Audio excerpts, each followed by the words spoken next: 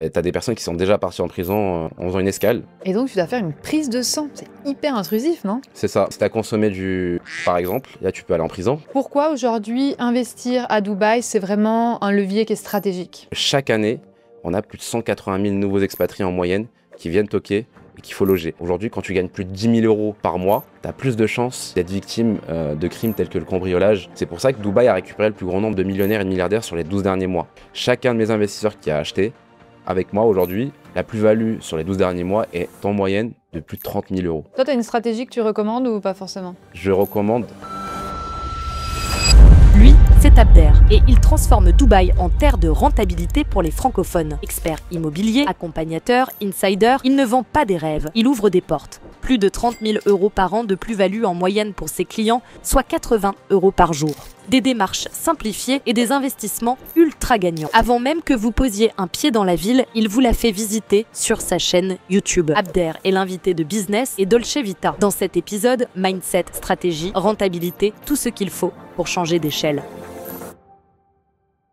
Abder, comment tu décrirais ce que tu fais aujourd'hui, ta mission, ta vision? Alors très simplement, aujourd'hui, ce qu'on va dire qui prend plus de 12 heures de mon temps dans la journée, c'est l'immobilier à Dubaï. J'aide les Français, les francophones, à investir dans l'immobilier à Dubaï, qui est la meilleure ville du monde, hein. Selon moi, je pense que tu le sais. Je suis très amoureux de la vie à Dubaï. Et puis j'aide aussi indirectement les Français, les francophones à s'expatrier à Dubaï, vu que je publie pas mal de contenu sur ma chaîne YouTube autour de la vie à Dubaï, des podcasts autour de la vie à Dubaï. Et ça permet vraiment pour une personne aussi qui vit en France, qui a toutes les peurs de sortir de sa zone de confort, de quitter le cocon familial, de venir directement justement consommer du contenu, vraiment avoir le maximum de détails. Parce que c'est pas quelque chose de facile aujourd'hui de s'expatrier, mais aussi d'investir à l'étranger, quand on a déjà investi par exemple en France, et parfois qu'on n'est jamais venu à Dubaï. C'est vrai qu'aujourd'hui, les avantages qu'il y a aujourd'hui à investir à Dubaï, moi lorsque je les ai découverts, je me suis dit qu'il y avait vraiment un potentiel énorme. Donc je me suis dit que j'avais aussi le devoir de partager cette valeur-là. D'ailleurs, on va en parler de ta chaîne, elle est top parce qu'on peut vraiment visiter à travers tes yeux les quartiers. On peut voir, ah tiens, ça c'est un quartier qui m'irait, ou par exemple j'ai des enfants, ça irait bien ici ou autre. D'ailleurs, tu m'as proposé d'aller à Dubaï Creek Harbor. On a été, on a adoré, c'est bon, c'est mon quartier. C'est ça qui est cool avec ta chaîne, on va en parler dans quelques instants. Du coup, moi, ma première question, c'est pourquoi Dubaï? Parce qu'il y a plein d'autres endroits, Bali par exemple, moi j'adore, c'est ma ville de cœur. Pourquoi Dubaï? La sécurité, tu vois, par exemple, ma voiture, je laisse toujours la clé à l'intérieur. Quand je sors de chez moi, je laisse toujours la porte ouverte. Donc c'est comme au Canada. C'est ça. C'est vraiment incroyable la sécurité à Dubaï. Pour les enfants, il n'y a pas beaucoup d'endroits dans le monde où une femme peut sortir à n'importe quelle heure avec les enfants, où tu peux laisser ta sacoche, ton PC portable, on va dire. Et ça t'enlève vraiment un stress énorme. Et je trouve que vraiment, c'est super important, la sécurité. Et je la mets même au-dessus des 4 saisons, tu vois. Parce que c'est vrai que parfois, on peut critiquer Dubaï par rapport au fait qu'il n'y a pas les 4 saisons. Mais je priorise, parce que j'habitais en Auvergne avant, on avait les 4 saisons. Mais je priorise, on va dire, la sécurité par rapport aux 4 saisons. La sécurité numéro 1. L'énergie aussi. On a vraiment une énergie ici business. J'estime que quand on a vraiment un mindset de jeune entrepreneur, il n'y a pas de meilleur endroit aujourd'hui où s'installer pour développer son business. J'accorde une énergie très importante de plus en plus maintenant à l'énergie. C'est vrai qu'avant, j'habitais dans un petit village à côté de Clermont-Ferrand. Et pour le coup, je pense que c'est l'une des pires choses que j'ai pu faire et c'est pour ça que je recommande vraiment à toutes les personnes qui sont entrepreneurs de sortir justement de ces petites villes parce que l'énergie justement quand tu sors dehors, que la majorité de tes voisins sont soit retraités ou soit gagnent moins de 3 000 euros par mois, en fait tu ressens cette énergie, c'est impactant et ça te donne pas envie d'aller de l'avant et parfois il suffit juste que tu regardes un podcast pour que ta journée le lendemain elle change. Donc forcément donc il y a vraiment cet aspect vraiment énergie, le niveau de service qui est vraiment franchement incomparable. J'en suis de plus en plus surpris et j'aime de mieux en mieux justement vivre à Dubaï. Le niveau de service, c'est pour moi super important quand on veut gagner du temps. Il faut pas prendre le fait qu'on est trop assisté, mais c'est justement on va vraiment bénéficier de ces services-là pour avoir plus de temps pour passer avec nos amis, en famille et pour notre business aussi. Et puis après, il y a la fiscalité vraiment que je mets en dernière case, qui est souvent, en tout cas par rapport aux préjugés qu'on a sur Dubaï, on a l'impression que c'est pour la fiscalité que les personnes viennent vivre à Dubaï, mais comme je le dis souvent, si aujourd'hui tu as 40 ans, 50 ans, que tu as plus de 10 millions d'euros de patrimoine, ça serait quand même dommage de t'enfermer avec ta famille dans une ville où tu es malheureux, juste parce que tu vas payer 0% d'impôt à la fin. Donc aujourd'hui, c'est la ville qui attire le plus de millionnaires et de milliardaires dans le monde. Donc c'est des personnes qui recherchent avant tout être heureux. Ils ont travaillé dur dans leur vie. Donc s'ils viennent à Dubaï, c'est pas que pour la fiscalité, ils viennent avant tout pour vraiment la sécurité, le niveau de service, le niveau d'éducation aussi qui est super. Voilà, donc voilà pourquoi Dubaï et pourquoi je me vois nulle part ailleurs aujourd'hui. Je dirais même que j'ai le syndrome de Dubaï. Donc c'est-à-dire qu'aujourd'hui, quand je pars en vacances, peu importe où, je suis pressé de revenir à Dubaï. Vraiment, donc c'est un peu bizarre, mais c'est vrai que je prends de moins en moins de plaisir à partir en vacances. Ouais, mais je ressens la même chose pour Bali, donc je te comprends totalement, justement. En mode, à chaque fois que je vais en vacances quelque part, je me dis, ah, c'est quand que je retourne là-bas. Trop cool. C'est vrai que la sécurité, c'est hyper important. C'est aussi ce que j'ai retrouvé à Bali et c'est ce que j'ai retrouvé à Dubaï. Et quand t'es une nana, surtout comme tu le disais, tu te balades seule le soir, tu te sens bien, tu vois les téléphones qui traînent partout. Enfin, alors Bali, un peu moins quand même, hein. C'est une sécurité qui est différente. Ici, c'est une sécurité qui est cadrée. Tu sens que c'est, tu sais, il faut faire attention à ce qu'on fait. Donc ça, c'est vrai que ça fait du bien d'être dans un endroit où on se sent bien, où on se sent safe. Et comme tu le disais, les rencontres ici, elles sont extraordinaires. Et le cercle est tellement inspirant, important. Et comme tu dis, c'est une des raisons pourquoi j'ai quitté Genève. C'est vraiment parce que là-bas, j'étais entourée. Alors, j'ai rien contre les salariés, j'ai été salariée, mais t'es entourée de personnes on parle plus la même langue, on n'est plus dans la même vibe. Et ici, j'ai trouvé ultra inspirant, motivant. Les gens, il y a une énergie qui te donne envie justement de scale. Et comme je le dis toujours, Dubaï, c'est pour scale et Bali, c'est pour Dolce Vita.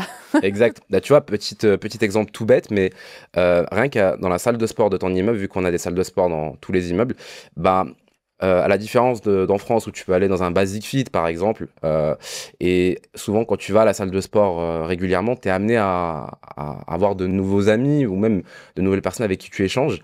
Et c'est le cas en fait à Dubaï aussi, mais sauf que la différence c'est que pratiquement toutes les personnes avec qui tu vas discuter à la salle de sport, ça va être une personne qui peut venir dans des 200 pays d'expatriés qu'on a à Dubaï, mais qui est entrepreneur, qui a une histoire. Et je trouve qu'en fait, c'est un effet cumulé dont on ne se rend pas forcément compte au début, mais qui fait vraiment la différence sur le long terme. Et je conseille et je recommande à beaucoup d'entrepreneurs qui parfois préfèrent, par exemple, rester, tu vois, en France pour payer le moins cher possible, habiter dans un village, etc.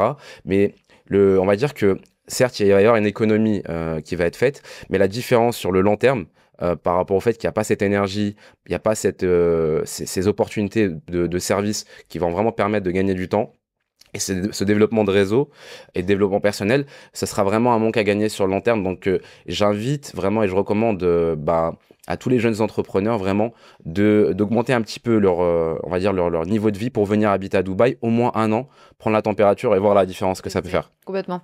C'est quoi les inconvénients de vivre à Dubaï? La conduite. Ouais. Donc la conduite, sincèrement, tu le sais, moi je prenais que des taxis justement pendant un moment. Et la conduite, il faut vraiment être très réactif. Pour le coup, c'est vrai que ça c'est un point négatif. Il y a aussi, on va dire, la chaleur et l'humidité de l'été. Ok. Ouais. Après, c'est, on va dire, un point négatif par rapport auquel j'arrive à passer au-dessus, à mesure où il y a pas mal d'activités à faire en intérieur. Soit tu pars en vacances l'été, finalement. Donc, à ce moment-là, tu n'as pas cette problématique. Et sinon, tu as beaucoup d'activités en intérieur. Tu peux louer des terrains de basket en intérieur, terrains de paddle. Tu as des restaurants en intérieur. Après, quand il fait nuit, la chaleur redescend, donc on peut sortir, mais il fait chaud l'été. Ouais. Et toi, est-ce que tu as vu un point négatif, du coup? Ouais, alors la chaleur, vraiment. Mais bon, à Bali, il fait chaud. Mais ce que j'aime, c'est que Bali, c'est très stable. Tu vois, t'as pas ce pic il fait un peu frais, puis après, d'un coup, c'est insupportable. Parce que j'étais venue à Dubaï il y a 11 ans, en août. On aurait dit qu'on était en pleine canicule, tu sais, quand t'es en Europe, genre à Paris ou je sais pas quoi, tu meurs de chaud, puis t'es derrière un bus et tu te prends les pots d'échappement. Je me souviens, j'étais là, mais c'est un délire. Donc ça, la chaleur. Et sinon, ouais, la conduite, moi, j'aime pas ce côté, il y a tout, c'est des autoroutes, quoi. Donc il y a tout qui va super vite, les gens vont super vite, il y a énormément de trafic, mais je trouve que c'est un trafic un peu fluide quand même. C'est pas, genre par exemple, où j'habite à Bali, quand c'est bloqué, c'est mort, personne ne passe, ni les scooters, tu vois. Tu peux rester 45 minutes comme ça, en plein cagnard avec ton scooter, tu peux plus avancer. Ici, il n'y a pas ça. Donc, mais il y a quand même énormément de voitures et c'est vrai que les gens conduisent comme des malades, quoi. Vraiment, tu vois l'énorme voiture qui arrive derrière toi qui double. Et en plus, on double de tous les côtés ici. Enfin, au début, c'est un peu stressant. Mais bon, tu prends le taxi, je veux dire, tu te laisses conduire. Je trouve que c'est pas non plus trop hors de prix. Donc ça, c'est un peu les côtés un peu négatifs. J'en ai pas trouvé un qui me dit, ah bah, je veux pas venir vivre ici, tu vois. Et il y a ça, il y a les prix aussi, qui qui sont beaucoup plus élevés. Je dirais que c'est les prix suisses à peu près. Mm. Donc ça, il faut avoir quand même un budget, le loyer, il faut le payer, etc. Et un autre truc par contre qui, moi, m'a fait me poser des questions sur est-ce que je pourrais vivre ici à l'année, c'est que partout où j'ai habité, à chaque fois, bon déjà, moi j'ai le vertige. Donc quand je suis au 17e étage, je regarde en bas, je suis là, non mais je peux pas vivre ici, ça m'angoisse, tu vois. Et surtout, à chaque fois, en bas, il y a beaucoup de voitures. Il y a toujours une autoroute ou un truc. Et ça, c'est vrai que moi, j'aime bien, tu sais, je viens de Genève, petite ville, etc. J'aime bien un peu le calme, pas de voiture. Et c'est pour ça que Crick Harbour, c'est vraiment pour moi le meilleur endroit parce que j'ai pas de voiture en bas de chez moi. Mm. J'ai rien. C'est le calme. Il y a des arbres. Il y a un parc qui s'appelle Central Park d'ailleurs. Incroyable, oui. Ouais, et ça, oui. De ouf. Ça, oui. Donc, tu vois, j'ai pas trouvé quelque chose où je me disais, ah, ça, non. Donc, moi, pour moi, je vais faire une partie à Dubaï et une partie à Bali parce que j'aime ce côté, comme je disais, scale de chez C'est le choix du roi, c'est le choix du roi de pouvoir aussi avoir un business en ligne comme tu as et de pouvoir justement jongler entre les deux. Donc c'est très bien et beaucoup le font à Dubaï, qui habitent 8 mois à peu près, on va dire 9 mois à Dubaï et le reste du temps à Bali. Ouais, On a des amis en commun pour le coup ouais, complètement. qui ont ce cadre de vie, donc c'est super. Je vais quand même rajouter un point négatif. Bon, il n'y a que des points positifs, hein. Pour moi, tu vois, c'est la meilleure ville du monde. Je suis amoureux de Dubaï. Je pense que les personnes qui me suivent sur ma chaîne le savent. On va dire c'est plus axé mon mentalité francophone. Ok, il y a pas mal de cas de figure où on va vraiment te mettre une étiquette à Dubaï par rapport à ton chiffre d'affaires Ouais. ou par rapport à ce que tu fais. Voilà. Donc il y a un petit peu et pas mal aussi d'opportunistes qui viennent sur Dubaï, mais qui vont pas rester en fait plus d'1 an parce que la majorité des jeunes francophones, on va dire, qui viennent ouvrir leurs entreprises sur Dubaï, ne restent pas après la première année par manque. Ouais, ils ont plus de thunes, quoi. Ouais, par manque d'argent, voilà ça. Ouais. Donc il y a pas mal d'opportunistes. Parfois, voilà, il faut prendre un petit peu du recul aussi avant de s'associer parce qu'on peut rapidement te proposer à Dubaï de t'associer sur un ou plusieurs business, d'investir sur un ou d'autres business. Donc il faut faire attention à ça. Et il y a vraiment voilà, une partie, on va dire, de la mentalité francophone qui va vraiment te juger par rapport à ton chiffre d'affaires. Et ça, je trouve ça un petit peu dommage. Mais sinon, à part ça, vraiment, c'est vraiment pour trouver le petit point négatif.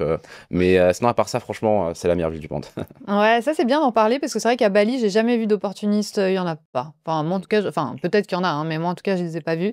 Et ici, ouais, ça m'étonne pas, il y a une énergie un peu, on a les crocs, il y a quand même des gens, un peu des stars entre guillemets, on les voit, elles sont ici, etc. Donc ouais, ça m'étonne pas, c'est intéressant. Un autre point positif que je trouve ouf par rapport à Bali, c'est qu'ici, tu es à 6 heures de l'Europe. Mhm. Bali, c'est un projet, quoi.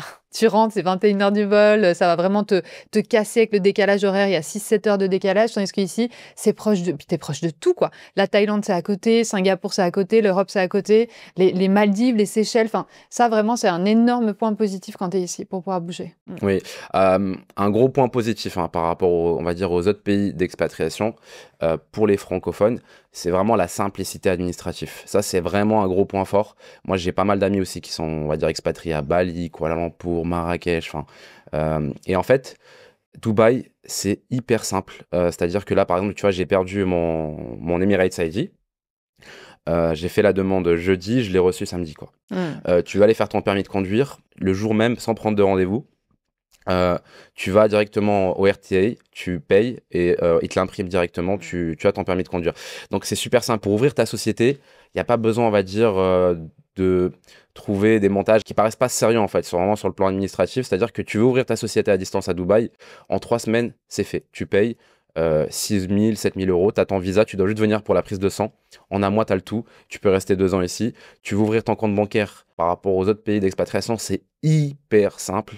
Ça coûte 0 euros par mois. Tu as le banquier qui se déplace chez toi pour te faire l'empreinte, les signatures. Tu reçois ton chéquier et ta carte bancaire 2-3 jours après.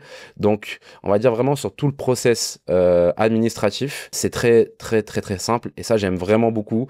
J'ai des amis voilà, qui sont expatriés dans d'autres pays. Et c'est un petit peu bizarre, un petit peu, en fait, quand tu vois le processus un petit peu pour avoir son visa, il faut sortir tous les 3 mois parfois, revenir. Ouais. Pour avoir sa société, tu es obligé de passer par la société d'une autre agence. Et si demain, il y a quelque chose qui se passe, tu peux avoir des conséquences. Donc, à Dubaï, c'est vraiment beaucoup plus simple. Et ça me rappelle un petit peu, on va dire, le côté un petit peu français, mais en 10 fois mieux, dans la mesure où c'est au minimum 10 fois, 30 fois plus rapide, quoi. Et donc, tu dois faire une prise de sang. C'est hyper intrusif, non? C'est ça. Bah, en fait, tu as l'empreinte digitale Ouais, c'est et la vrai. prise de sang. Donc, il regarde ton numéro ID. Donc, tu Ils vois, font quoi avec la prise de sang? Ils regardent quoi? si tu as Les déjà carences. consommé, si tu as consommé des par exemple, là, tu peux aller en prison. Tu as des personnes C'est qui. sympa. Voilà, donc, tu vois, en fait, à Dubaï, c'est très strict à ce niveau-là. Donc, tu as des personnes qui sont déjà parties en prison juste parce en faisant une escale. Ah ouais. Ils avaient, C'est bête. ils avaient fait un malaise, ils ont fait une prise de sang et Mmh. bon après ils sont un petit peu plus souples maintenant je pense par rapport à ce que j'ai entendu par rapport aux escales mais en tout cas c'est très strict et même quand t'as tu sais les personnes on va dire les immigrés qui sont là justement pour la main d'œuvre et j'ai entendu je sais pas si c'est vrai que lorsqu'ils viennent on essaie vraiment on va dire de les recadrer par rapport aux règles par rapport aux sanctions qu'il peut y avoir s'ils commettent des délits Mmh. et aux sanctions qui sont très Lourdes, quoi. très lourdes hein. Un dealer de drogue à Dubaï il y en a pas ce que je pense mais en tout cas c'est 25 ans de prison donc c'est je sais pas si tu t'en rends compte c'est énorme donc ils sont pas laxistes et c'est ce qui fait aussi qu'on a la sécurité et pour moi ça n'a pas de prix je sais qu'il y en a pour certains qui ça pose un problème qu'il y ait des caméras sincèrement je veux dire pour moi il n'y a pas de problème parce que c'est ce qui permet la sécurité aujourd'hui et la sécurité ça n'a pas de prix surtout quand t'as pas grand chose à te reprocher et puis même demain je veux dire si tu as des enfants et tu perds ton enfant quoi je veux dire t'as vraiment cette sérénité tu vois la dernière fois j'ai perdu mon téléphone et j'étais pas du tout stressé, tu vois. Mmh. Je me suis dit, je vais le retrouver. Ça, c'est vraiment un Ouais. luxe de pouvoir ressentir ça. Pareil, mon beau-père avait perdu son téléphone. Il l'a retrouvé. Je lui dis, mais on a dit, mais t'inquiète pas, ça, t'auras pas de problème là. Tu vas le retrouver ton téléphone. Ouais. Donc voilà. Après, les caméras, c'est vrai que ça dépend. Si c'est que pour la sécurité, c'est bien. Si on ne sait pas, tu vois, qu'est-ce qu'ils font avec ou autre. Donc, c'est pour ça que je pense qu'il y a des gens un peu en mode, ah, moi, ça me dérange, je sais pas. Oui, je sais, je etc. comprends. Ouais. Ouais, mais complètement, la sécurité, franchement, c'est important. Et selon toi, pourquoi aujourd'hui investir à Dubaï, c'est vraiment un levier qui est stratégique? En fait, c'est très simple. Comme je dis toujours, la base du business, c'est la demande et l'offre. Ok. Si on a une demande qui est plus élevée, c'est très intéressant. Et maintenant, c'est essayer de comprendre aussi, est-ce que la demande, elle va continuer de la sorte. Mhm. Aujourd'hui, Dubaï, c'est plus de 6% de la croissance de la population chaque année depuis 2020. Je ne sais pas si tu te rends compte, c'est énorme. Ouais, C'est-à-dire que chaque année, on a plus de 180 000 nouveaux expatriés en moyenne qui viennent toquer et qu'il faut loger. Ça correspond à peu près à plus de 7 000 personnes chaque semaine qui viennent toquer pour être, voilà, pour trouver, qui ont besoin de trouver un logement à Dubaï. Donc on a une demande qui est impressionnante, tout simplement, en sachant que Dubaï a une vision, c'est de doubler sa population. Maintenant, ce qu'il faut comprendre, c'est pourquoi on a autant de demandes, tout simplement, de ces nouveaux expatriés, qui font que justement le prix au mètre carré fait qu'augmenter. Chaque année, donc depuis 2020, le prix au mètre carré a augmenté en moyenne de plus de 15% chaque année. Donc, pour des personnes qui ont acheté, par exemple, je veux dire même un studio, hein, à partir vraiment sur le bien le moins cher, à 100 000 euros, aujourd'hui, il en vaut 150 000, 160 000. Mhm. Donc, c'est des belles plus-values Ouais. pour le coup. Donc, si tu veux, aujourd'hui, investir à Dubaï, c'est intéressant dans la mesure où on a une demande de plus de 200 nationalités qui viennent chaque année pour s'y installer. Donc, ces personnes, elles viennent pourquoi? Pour la sécurité, justement. Aujourd'hui, quand tu gagnes plus de 10 000 euros par mois, peu importe où tu habites dans le monde, tu as plus de chances d'être victime de crimes tels que le cambriolage ou autre. Okay. C'est pour ça que Dubaï a récupéré le plus grand nombre de millionnaires et de milliardaires sur les 12 derniers mois. On l'a bien vu à Londres avec l'insécurité qui progresse. En France aussi. En France aussi, dans beaucoup de pays. Et il y a plus de 60 millions de millionnaires dans le monde. Donc si tu veux, ça fait beaucoup par rapport au potentiel que Dubaï peut accueillir. Actuellement, on est 3,9, donc 3 900 000 habitants. Ok, au moment où je te parle. Et l'objectif de Dubaï, c'est de doubler sa population, en tout cas d'arriver vers les 6 millions d'habitants dans les prochaines années. Donc aujourd'hui, on est sur un prix au mètre carré qui est 2,5 fois moins cher que Paris. Donc on n'en est pas au tout début, le meilleur moment c'était hier, mais on est encore 2,5 fois moins cher que Paris. Et Dubaï a la vision justement d'avoir le prix au mètre carré le plus cher au monde. Donc moi, ce que je dis souvent, c'est qu'est-ce qui ferait que le marché immobilier de Dubaï chute? Parce qu'il y a des personnes en 2021 qui disaient qu'on était dans une bulle. Ouais. Pourquoi? C'était peut-être compréhensible parce qu'ils voyaient des nouveaux projets en fait. À partir du moment où tu sais, tu tombes dans l'algorithme sur les réseaux, tu vois des nouveaux projets tous les jours, toutes les semaines. Tu te dis, mais pas forcément à ce moment-là en écoutant un petit peu tes proches, mais c'est une bulle, les appartements vont rester vides, etc. Alors qu'en fait, aujourd'hui, c'est pas le cas. C'est juste qu'on a du mal à voir ce qu'il y a derrière la porte, cette forte demande des nouveaux expatriés. Donc, tant qu'on va avoir, si tu veux, une demande aussi importante des nouveaux expatriés qui vont venir et continuer à venir sur les prochaines années, le prix de l'immobilier à Dubaï va continuer à augmenter pour se rapprocher des prix au mètre carré de Paris, Singapour, Genève. Maintenant, qu'est-ce qui ferait que le prix de l'immobilier de Dubaï chute? C'est tout simplement que les nouveaux expatriés arrêtent de venir. Pour que les nouveaux expatriés arrêtent de venir, il faudrait que un beau matin, la France propose le même niveau de sécurité, ou à Londres, hein, qu'on ait le même niveau de sécurité qui soit comparable à Dubaï. Quand je vois les chiffres, ça me fait comprendre qu'on est On est loin, quoi. on est loin. Et qualité de vie aussi. Qualité de vie, et même en termes de fiscalité, tu as beaucoup d'entrepreneurs aujourd'hui dans le monde qui se sentent en insécurité fiscale. Tu as beaucoup d'entrepreneurs français, par exemple, de plus en plus, qui s'expatrient aussi à Dubaï pour avoir la sécurité, mais aussi pour ne plus avoir à payer ces 50% d'impôts chaque mois. Donc, si tu veux, ce qui fait, on va dire, du mal aux autres pays fait du bien au marché immobilier de Dubaï. On l'a bien vu juste avec une guerre entre la Russie et l'Ukraine. Tu vois, on pensait qu'à ce moment-là, l'immobilier allait chuter. Au contraire, ça a permis au prix de l'immobilier de Dubaï de monter un étage en plus. Et pareil aussi, par exemple, aussi par rapport à la guerre entre Israël et la Palestine, en fait, si tu veux, on s'est dit que c'était dangereux à ce moment-là, que le prix de l'immobilier de Dubaï allait chuter. Non, encore une fois de plus. En fait, ce qui fait du mal aux autres pays fait du bien au marché immobilier de Dubaï. Donc, moi, j'y crois énormément. Alors qu'à la base, pour être totalement honnête avec toi, j'étais pas passionné par l'immobilier en France. Je trouvais pas ça assez dynamique. Et le marché immobilier de Dubaï, c'est l'un des marchés les plus dynamiques au monde. Et puis, je crois aussi énormément en l'avenir de Dubaï. Donc aujourd'hui, vraiment, c'est une passion aussi pour moi de faire comprendre à mes investisseurs le potentiel de Dubaï, tout simplement. C'est quoi la meilleure stratégie aujourd'hui pour investir ici? Est-ce que c'est on prend du vieux, on rénove? Est-ce qu'on prend du neuf? Est-ce qu'on prend sur plan? Est-ce que, par exemple, on investit dans du court terme, du long terme, dans de l'atypique? Est-ce qu'il y a une meilleure stratégie? Tu sais que je prends en moyenne 3 à 4 heures pour pouvoir vraiment conseiller le type d'investissement. C'est super important, en sachant que là, on parle pour certains de l'investissement d'une vie entière, des économies de plusieurs années. Donc c'est un petit peu comme, tu vois, c'est un peu comme quand tu es malade, que tu vas chez le docteur. Tu penses que tu vas peut-être avoir besoin d'un médicament, mais le docteur, son travail, son métier, ça va vraiment être de chercher à comprendre ce que tu veux vraiment, tu vois, ce dont tu as réellement besoin. Donc, si tu veux, en fonction de ton mindset, en fonction de tes exigences, de ton budget, tu vas avoir une stratégie qui va être totalement différente. Le plus rentable. Voilà. Et ton rapport au risque aussi. Ouais. Voilà, c'est super important à définir. Tu as des personnes qui ont un rapport au risque qui est totalement différent. C'est-à-dire qu'ils sont prêts à aller investir sur des zones où on n'a encore aucune statistique, où ils arrivent parmi les premiers et justement payer un prix au mètre carré beaucoup moins cher pour pouvoir derrière optimiser leur rentabilité, leur plus-value. Tu as des profils d'investisseurs qui veulent sécuriser au maximum et aussi sécuriser au maximum sur la partie qualité de finition.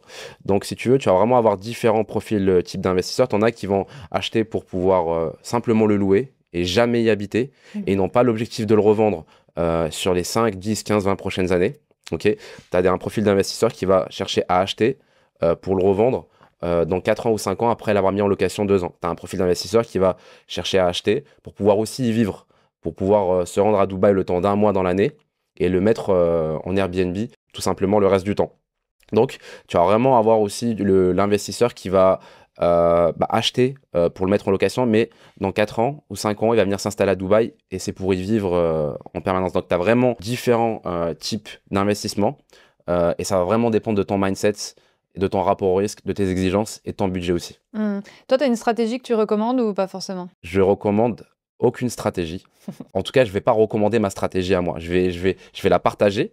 Ok. Et moi, ma stratégie, elle a évolué, si tu veux. Ma stratégie pour mes investissements, on va dire, personnels. J'étais plus dans l'optique à la base de sécuriser au maximum, de partir sur un investissement ou des investissements locatifs avec des plans de paiement qui sont lents, c'est-à-dire où je peux rembourser une partie avec le locataire sur des zones qui sont à 20-30 minutes du centre-ville. Et ça a évolué dans la mesure où maintenant, je suis plus sur une stratégie d'achat, revente, en tout cas de partir sur des zones premium, on va dire en bord de mer, mais sur des zones, on va dire par exemple type Signa Island, où on n'a encore aucune statistique, mais on a des analyses, on va dire qu'on peut faire. Et là, c'est vraiment d'arriver avec un prix au mètre carré qui va être super intéressant en bord de mer et de viser justement à dépasser une plus-value à plus de 30, 40, 50% sur les 3 prochaines années. Donc, on va dire que mon mindset, il a évolué vers l'impulsivité, vu que c'est ce qui me correspond le plus. Et mon rapport au risque dans mes investissements personnels à évoluer et tend justement à aller vers ça parce que je me rends compte qu'aussi, je crois énormément en l'avenir de Dubaï. Et je vois aussi ce qui a été fait par rapport à des amis sur des plus-values qu'ils ont pu effectuer. Et je me dis que voilà, en fait, c'est le moment aussi on va dire, j'ai la force aussi, voilà, d'avoir l'énergie, l'âge aussi, qui fait que c'est pas comme si aujourd'hui, on va dire, j'avais 65 ans et qu'il fallait vraiment pas que je me trompe sur mes investissements. Donc, c'est mon choix personnel, mais c'est pas ce que je vais recommander avant d'avoir vraiment analysé la stratégie. Parce que le plus important pour moi, c'est qu'au moment où tu as investi, ce qui va se passer, c'est que tu vas passer par par une période de stress, par une période de doute. Et si, on va dire, la stratégie qu'on a mis en place pour toi, elle n'est pas alignée par rapport à tes exigences, ton mindset, ton caractère, j'aurais pas bien fait mon travail et tu m'en voudras certainement. Donc toi, aujourd'hui, tu es visionnaire pour toi. C'est-à-dire que tu vois un petit peu les quartiers qui aujourd'hui n'ont pas encore pris, mais tu te dis, ah, mais en bord de mer, ça va prendre de toute façon. Et donc, tu prends le risque d'investir là. Voilà, en fait, pour moi, le bord de mer aujourd'hui, sur des zones, par exemple, qui sont en plein développement, comme Maritime City, Dubai Island, Marjan Island, il y a actuellement le plus grand casino du monde qui est en construction, c'est dans un émirat qui est à côté, qui est à Ras Al Khaimah. Arriver justement sur des zones comme ça en bord de mer, on va payer un prix au mètre carré qui va être 2 fois moins cher qu'à Blue Waters ou à La Palme, qui est déjà développé. Par exemple, aujourd'hui, si tu regardes entre les prix au moment des lancements des îles artificielles, donc comme par exemple Blue Waters ou La Palme, et maintenant on est sur en moyenne des plus-values de 2 fois et demi, ce qui est énorme. Et si tu veux, aujourd'hui, en bord de mer, sur les îles, tu sais, artificielles, qui sont développées, tu n'as rien à moins de 10 000 euros, ok, le mètre carré. Sauf que là, aujourd'hui, tu peux arriver à investir dans des zones comme Maritime City, Dubai Island, où tu as des prix au mètre carré à peu près à 6 000 euros. Donc, tu as un potentiel de plus-value sur les prochaines années, quand l'île va être développée, de dépasser les 60-70% de plus-value, en sachant que même parfois, tu as des opérations d'achat-revente. Ok, ça va vraiment correspondre à des profils qui ont un rapport au risque plus important. Je sais pas, tu achètes par exemple un appartement à 500 000 euros, ok, via un promoteur, via Emaar par exemple à Maritime City. En fait, tu vas avoir des plans de paiement en fonction des projets, en fonction des promoteurs. Pendant la construction, tu vas payer 60% par exemple, ou 50%. Donc on va dire 50% par exemple pendant la construction. Donc tu as payé 250 000 euros progressivement, vu que le promoteur te facilite le paiement sans intérêt, sans que tu aies à vous fournir de justificatif de revenus sur imposition. Du coup, tu vas payer 20% d'apport. Donc, tu vas payer au final 100 000 euros d'apport, ok, avec les frais de notaire. Tu vas payer progressivement, justement, pendant la construction, jusqu'à arriver à payer 250 000 euros au total jusqu'à la fin de la construction.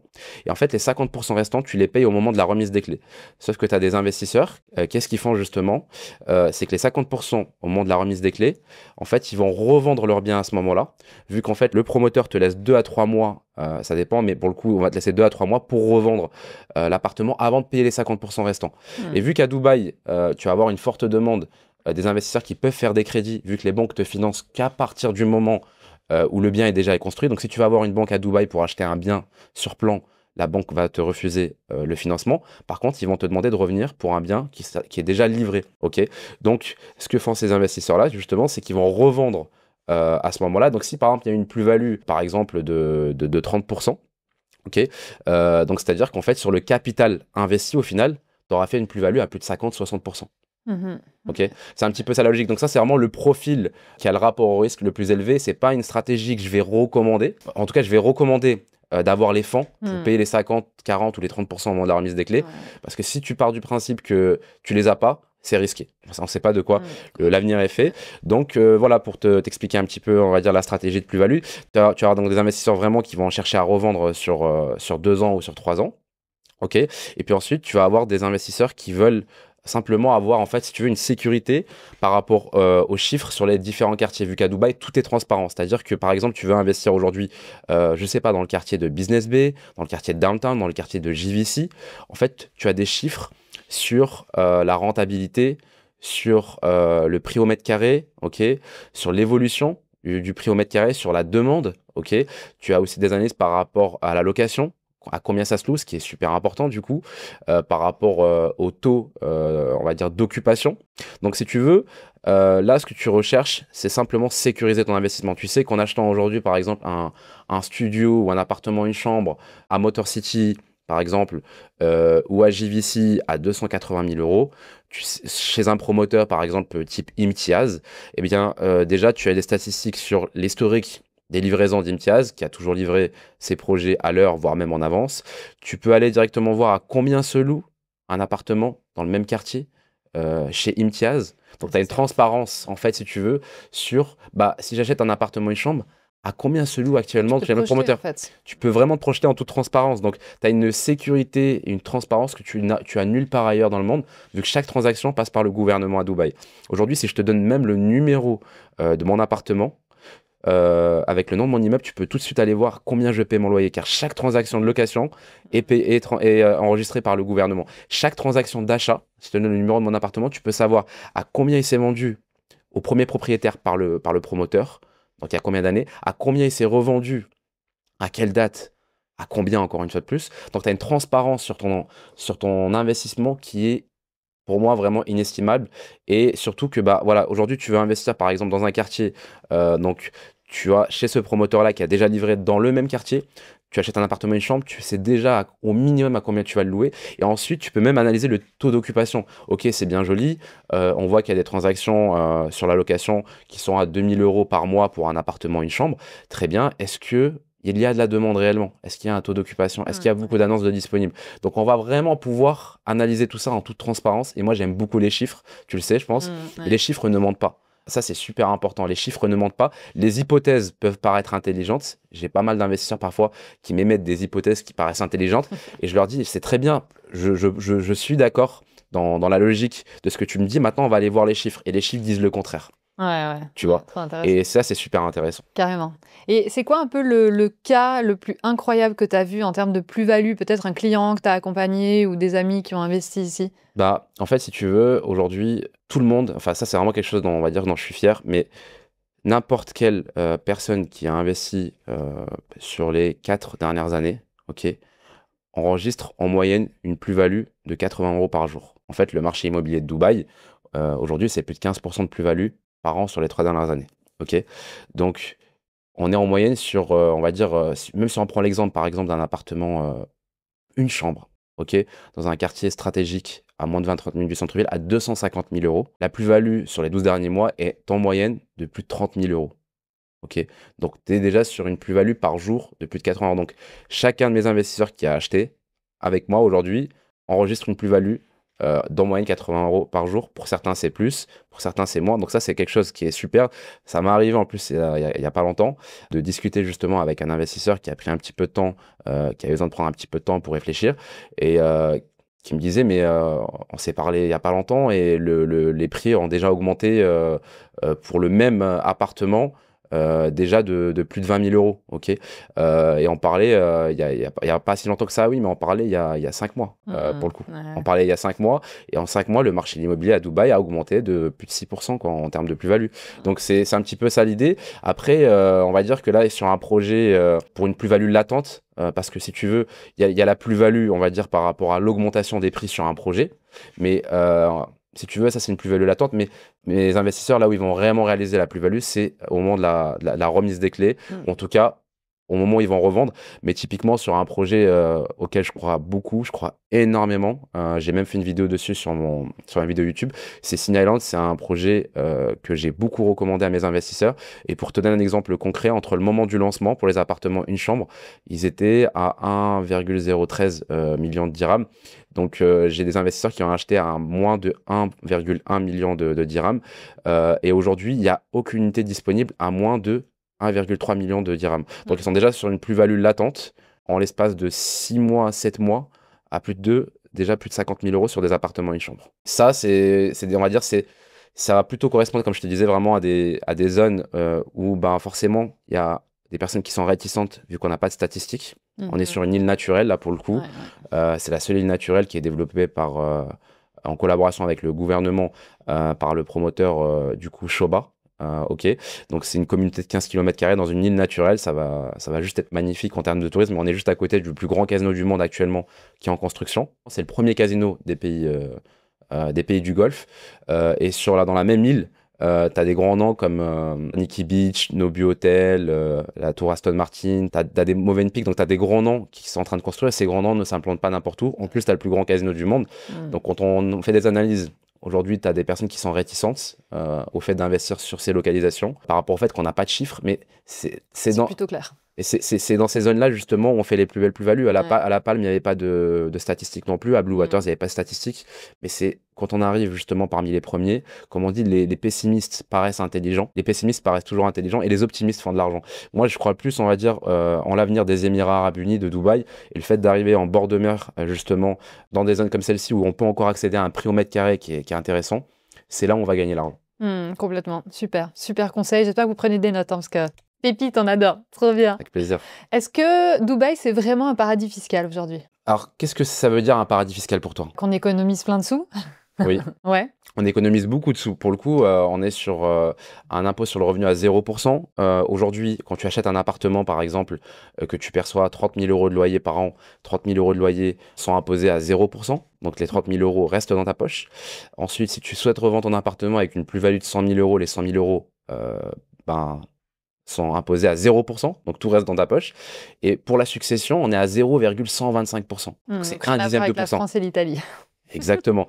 Donc c'est un effet de levier qui est super intéressant, justement, en sachant qu'ici, les locataires, ça c'est un point fort, dans la majorité des cas, paient un an en avance. Donc tu reçois un chèque le premier jour de l'année à 30 000 euros.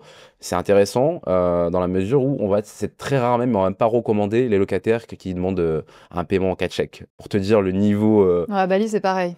Mais à Bali, le truc, c'est que le mec, tu le connais pas, tu l'as jamais vu, et il te demande, je sais pas combien, une année d'avance, et t'es là, mais en fait, je ne te connais pas, je ne sais pas qui tu es. Ah, Il y a des scams en plus là-bas. Hein. Tandis qu'ici, c'est vraiment cadré, tu sais qui c'est le mec, il y a des contrats, enfin, il y a des. J'imagine. Ça ouais. passe aussi par le gouvernement ou pas pour les loyers? Bah, alors, pas par le gouvernement, le paiement des loyers, mais en tout cas, c'est enregistré auprès du C'est gouvernement. enregistré. On appelle ça l'EJARI. Mhm. Ok. Mais en tout cas, Il y a une trace, quoi. il y a une traçabilité, tout à fait. Et après, il faut quand même faire ses recherches. Comme on le disait, tu sais, les radins payent deux fois. Ouais. Et les personnes qui se font souvent arnaquer, c'est aussi des personnes qui veulent toujours aller, tu sais, sauter sur les opportunités les moins Ils sont chères. pas diligents. Même dans l'immobilier à Dubaï, par exemple, tu sais, aujourd'hui, quand tu achètes un appartement, on va dire, toi et moi, on décide d'acheter un appartement chez Emar, par exemple.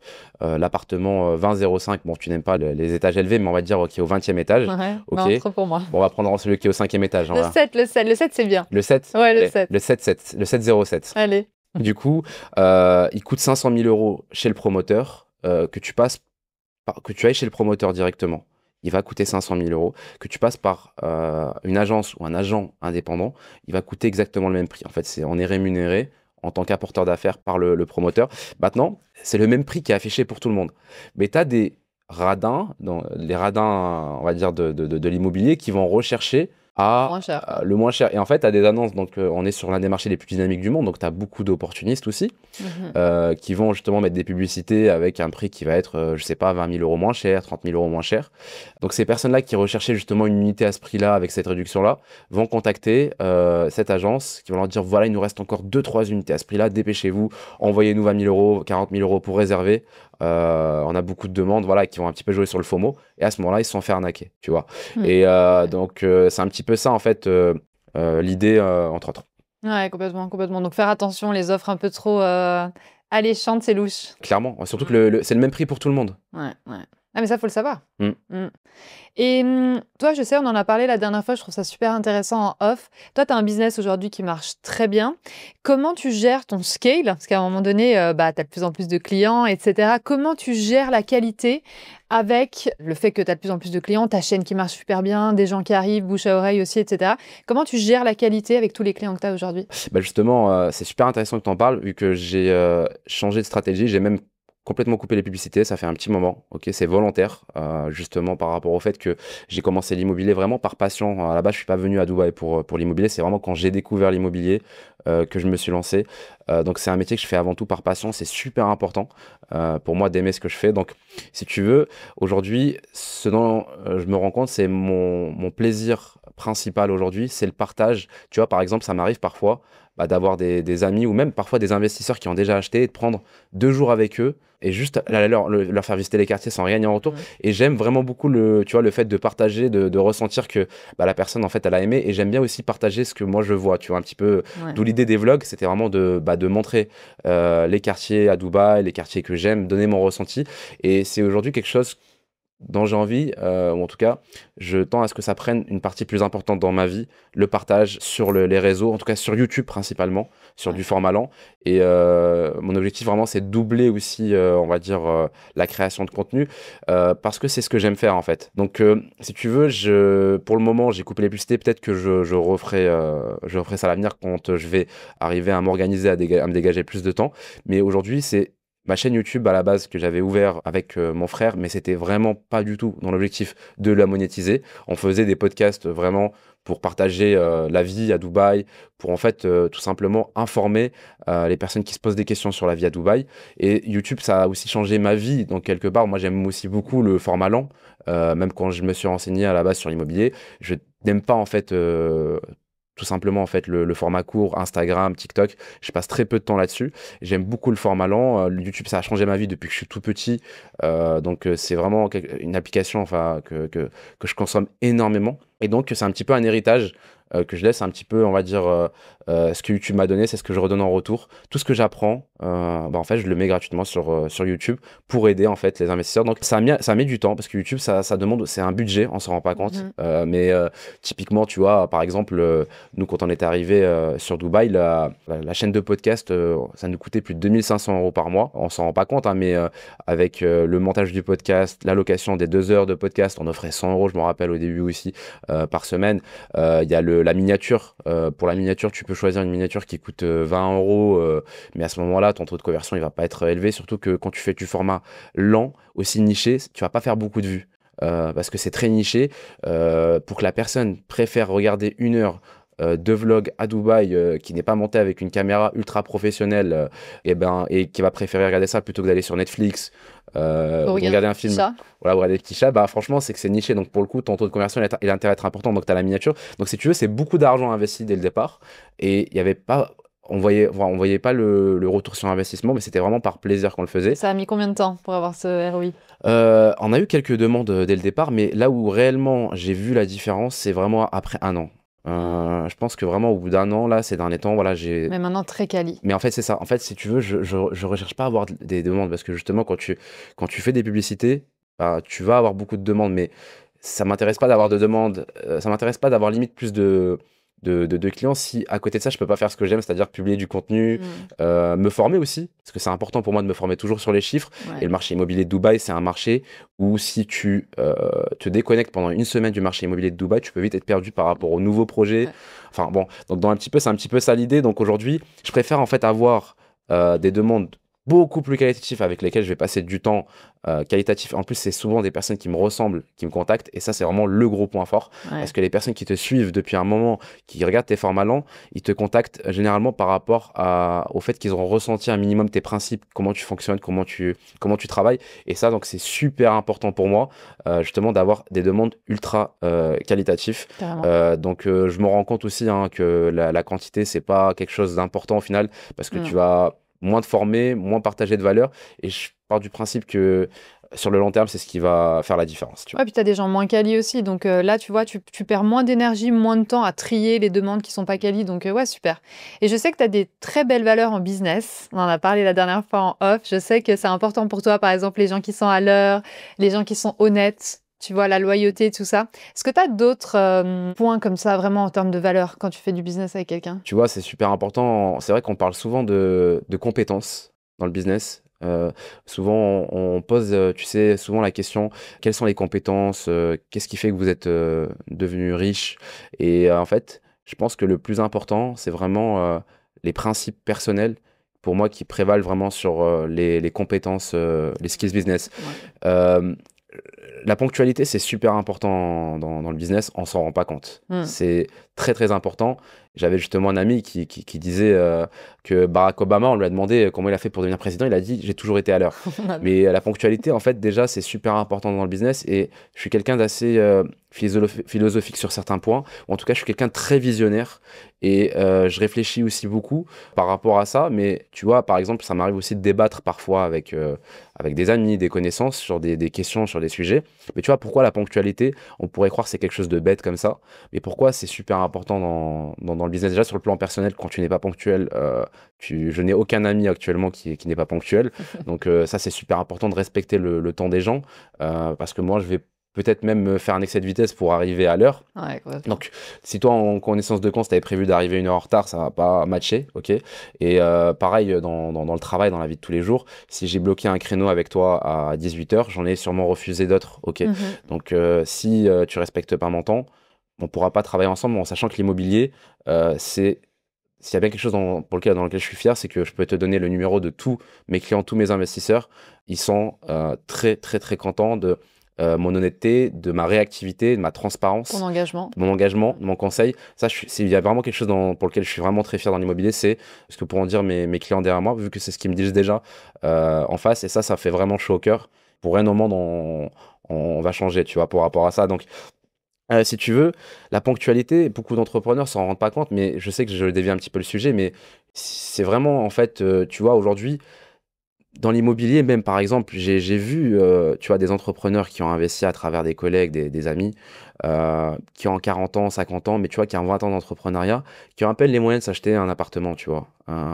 Et à l'inverse, les investisseurs qui ont le plus d'argent, donc dans l'immobilier, vu qu'on côtoie vraiment différents types de patrimoine, mais ceux qui investissent des millions d'euros dans l'immobilier, et j'en ai, Ils sont ponctuels. sont ponctuels. C'est incroyable, quoi. Je veux dire, Soyez ponctuels, les gars, voyez? à 15 heures pile, il t'appelle. L'investisseur qui a un peu de mal, quoi, qui veut investir sur un Ils ont du respect pour ton temps et pour le leur, quoi.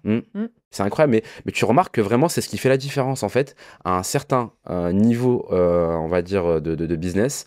Si tu le vois, là, vraiment, là, le gros point en commun, bien sûr, il y a des investisseurs qui ont des petits budgets et qui sont très ponctuels, mais dans la majorité des cas, les plus gros investisseurs, c'est ceux qui sont toujours ponctuels. Mais tu vois, si on creuse un petit peu, on pourrait se dire quoi? Aujourd'hui, tu vois, une entreprise qui est par exemple dans le transport ou dans le BTP, tu vois, qui a 20 ans, on va dire, depuis sa création, tu remarqueras que si la personne, elle n'est pas arrivée à un point où elle fait plusieurs millions d'euros, même, je vais te dire, même de bénéfices, tu vois, à l'année, bah, c'est qu'aujourd'hui, si toi, par exemple, si tu travailles dans le BTP, que tu as promis de livrer le projet dans 1 semaine, mais que tu sais dans ta tête que ça va être livré dans 1 mois, et que tu fais ça avec tout le monde. Moi, je suis ton client aujourd'hui. Moi, ce que je veux, c'est de l'honnêteté. Je préfère que tu me dises même c'est dans 1 mois, mais au moins dans ma tête, je le sais. Parce que tout ce qui va se passer après, je vais être stressé. Est-ce que tu t'organises, en fait, dans 1 semaine? Tu t'organises. Et en fait, si tu veux, moi, si ça s'est mal passé par rapport à ça, si moi, demain, et je suis persuadé que ça arrivait à ces entrepreneurs-là, si demain, j'ai un ami qui a un gros projet à 1 ou 2 millions d'euros et qui me demande une recommandation, parce qu'on en a tous des recommandations, surtout quand on en est sérieux, mais je vais jamais lui recommander ton contact. Et en fait, c'est pour ça que ces entrepreneurs-là ne comprennent pas que déjà, la ponctualité, la parole, c'est super important. Complètement. Ça a un impact sur le long terme qui va faire que soit tu vas être un grand entrepreneur, ou soit tu vas rester dans les mêmes problèmes, à toujours mentir aux gens, à pas être ponctuel. Ouais, Et en fait, long terme, quoi. tu vas jamais level up sur le niveau au-dessus. Donc la ponctualité, c'est super important. L'honnêteté, c'est-à-dire pas dire Ce qui fait plaisir. ouais, ce qui fait plaisir, ce que le client a envie d'entendre. Il faut vraiment lui dire la vérité en toute transparence. Moi, de toute manière, je pourrais pas me regarder dans les yeux si j'ai dû mentir, tu vois, sur un point pour pouvoir le pousser à investir. Je dis vraiment ce que je pense. Vraiment, parfois même si j'ai des investisseurs qui m'ont dit voilà, je veux le faire avec toi, et je leur ai dit ce projet-là, j'aime pas, mais ils m'ont dit pourtant j'avais juste vraiment à le pousser, quoi. Oui, c'est cool, bah vas-y. Mais voilà, moi, j'aurais pas fait ça, mais on y va ensemble, il n'y a pas de souci. Donc, il faut vraiment être honnête. Au moins, s'il a pris sa décision, à la fin, tu as été au moins honnête avec lui. Et je pense que c'est à partir de là vraiment je pense qu'on peut réussir, ça suffit largement. Complètement d'accord avec toi. Hyper important tout ça. Et pour quelqu'un là qui nous regarde, qui flippe encore à l'idée d'investir à Dubaï, parce que ça fait peur, d'investir ailleurs, de sortir un petit peu de ce côté France, Suisse, ça dépend un petit peu où est-ce qu'il se trouve, tu lui dirais quoi? De continuer à regarder le prix de l'immobilier augmenter chaque année, chaque jour.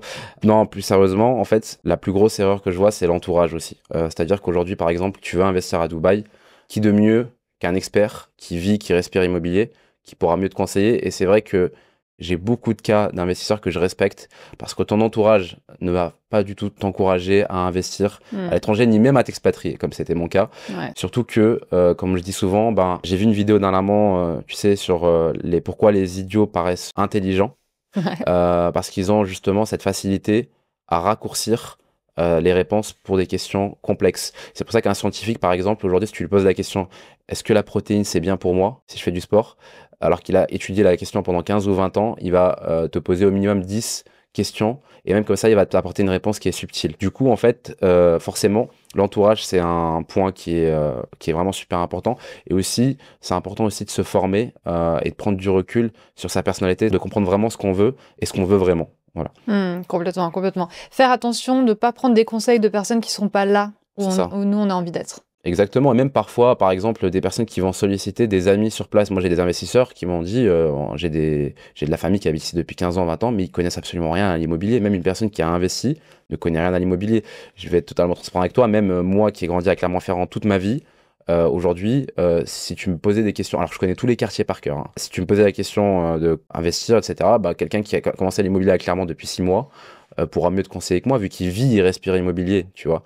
Donc c'est super important de ne pas demander des conseils, en tout cas de ne pas écouter des personnes qui n'ont jamais investi. Bien s'entourer. Déjà, s'ils n'ont jamais investi en France ou même s'ils n'ont jamais investi à Dubaï, c'est pas ces personnes-là qui vont bien te conseiller, mais c'est juste que c'est une erreur qu'on fait souvent, c'est de demander aux proches. C'est pour ça que les entrepreneurs les plus aguerris ne parlent pas de leurs investissements parce qu'ils ont déjà constaté le cas quand ils ont lancé leur boîte que pas grand monde les a encouragés. Pareil pour les investissements, faut pas écouter les proches. Les proches sont des personnes formidables pour la vie de tous les jours, mais pas les meilleurs conseillers dans la plupart du temps en investissement. Pour l'entrepreneuriat, c'est la même chose. Souvent, on demande est-ce que je devrais lancer ma société à des salariés. Non, ils vont pas te dire oui. Tu vois, ils vont dire non, reste dans ta zone de confort. En fait, ils veulent te protéger. Mais c'est le pire des conseils. Moi, si j'avais écouté mes proches, je serais encore dans un job qui me convenait pas à Genève. Coincé là-bas. Donc, écoutez toujours les conseils, je le répète, mais c'est important, des personnes qui sont là où toi, tu veux être. Exactement. Merci pour tout. Merci à toi, Amandine. C'est chouette. Vraiment, j'adore ce que tu fais. Beaucoup de valeur. Ta chaîne YouTube, je vais la mettre juste en dessous. Comme ça, pour aller voir les quartiers, tout ça, tout ce que tu fais. Merci beaucoup. C'était vraiment un plaisir, en tout cas, d'avoir passé ce podcast avec toi. Pareil. Merci beaucoup.